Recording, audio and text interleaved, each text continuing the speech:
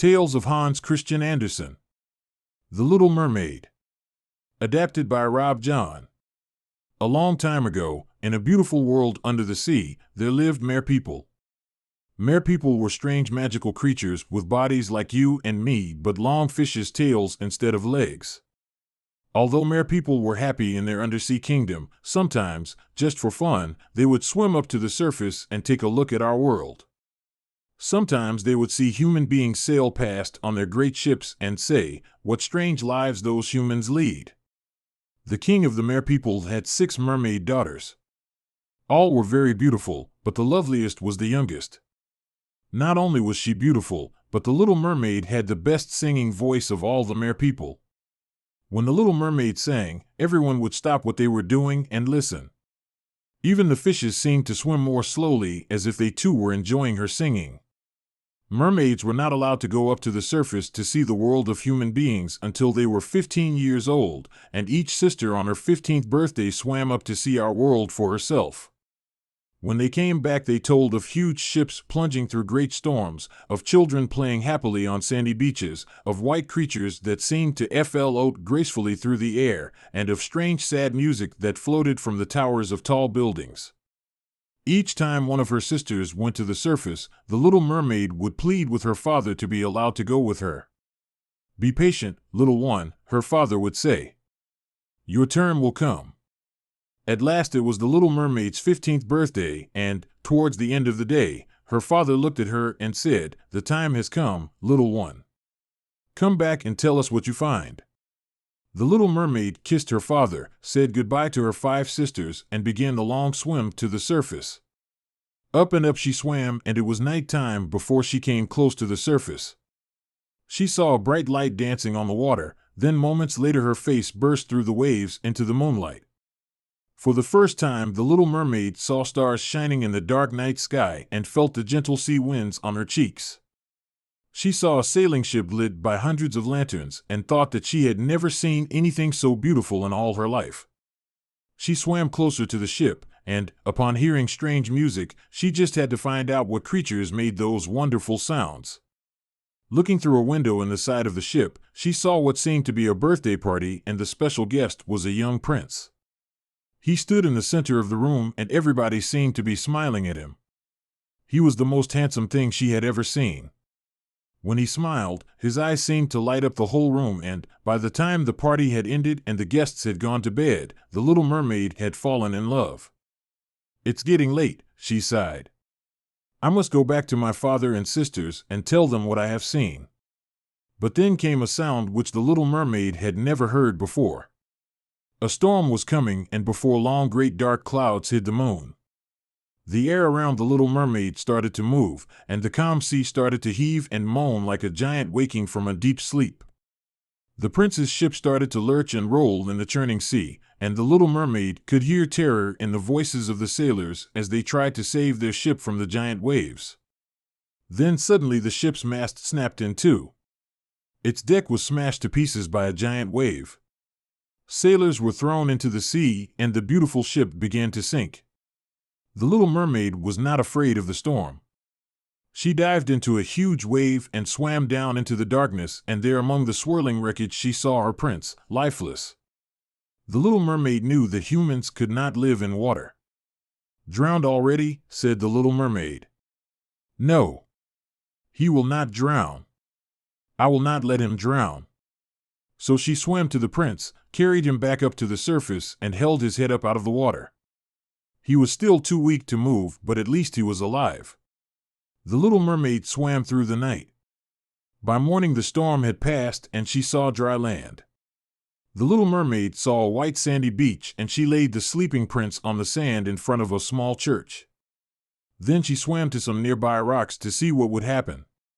The prince opened his eyes and saw a girl coming out of the church. The girl stared at the prince for a moment, then ran back inside to fetch help. People came running. The prince was picked up and gently carried away. The Little Mermaid sighed and swam back to her home under the sea. When her father and sisters asked her what she had seen, the Little Mermaid said nothing. For days she sat sadly by herself, thinking of nothing but the handsome prince. At last she could bear it no longer and told her oldest sister what had happened to her on the night of the storm.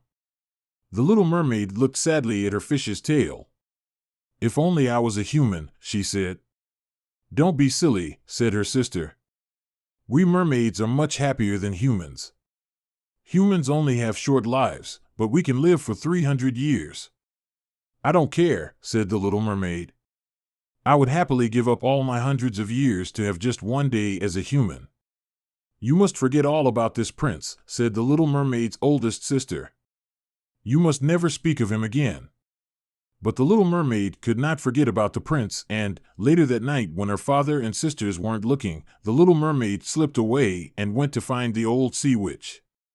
The sea witch lived in the darkest, coldest part of the ocean, and her house, which was made from the bones of drowned sailors, was guarded by poisonous water snakes. "Madam," said the little mermaid, "I have come to." "I know why you've come, child. You want to lose your fish's tail and marry your prince," said the witch. "Can you help me?" asked the mermaid. "I can help you," said the witch, "but it will hurt." The little mermaid shuddered. "Just tell me what I have to do."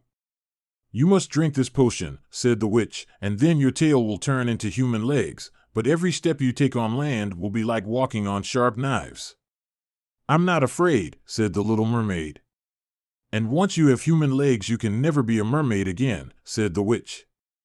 "If your prince doesn't want you, if he falls in love with someone else, then the day after he marries, you will turn into nothing. Nothing more than bubbles floating on the sea." "Give me the potion," said the little mermaid.